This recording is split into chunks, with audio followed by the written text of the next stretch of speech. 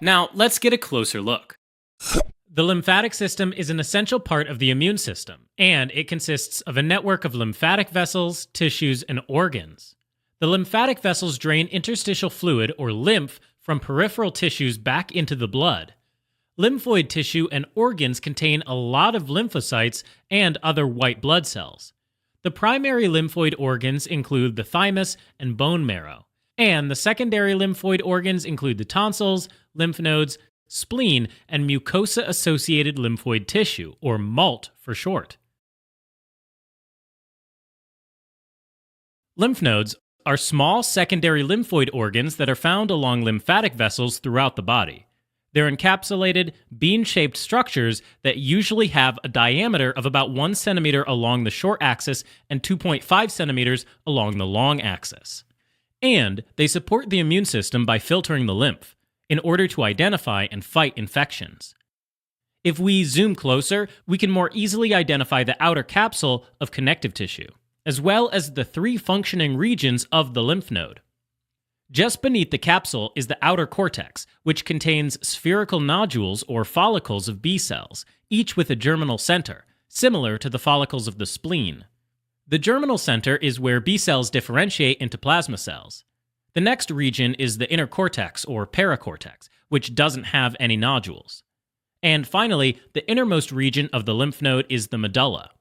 The distinction between the inner cortex and medulla is hard to see at this magnification, but the medulla will have cords of lymphoid tissue as well as passageways for lymph called medullary sinuses.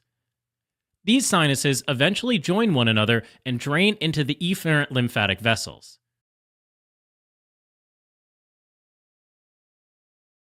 If we take a closer look at the lymph node's capsule, there are spaces underneath the capsule called subcapsular sinuses. These sinuses contain lymph that has drained into the lymph node from afferent lymphatic vessels. Similar to the spleen, the capsule also extends into the parenchyma and forms trabeculi of connective tissue.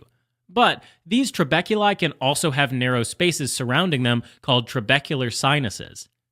The trabecular sinuses allow the lymph to flow deeper into the cortex from the subcapsular sinuses.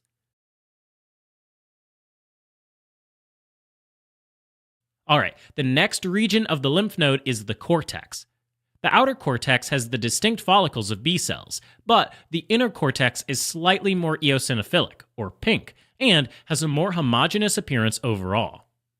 The inner cortex consists mostly of T cells, but also has high endothelial venules, or HEVs, which are unique to this region, and can help differentiate the inner cortex from the medulla.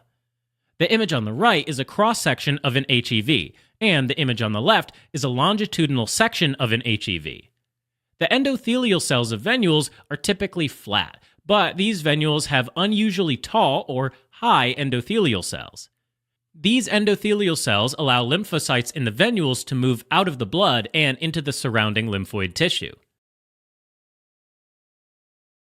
Now, if we take a closer look at the innermost region of the lymph node, we can see that the medulla has a lighter or brighter appearance compared to the inner cortex, because it's not as densely packed with cells.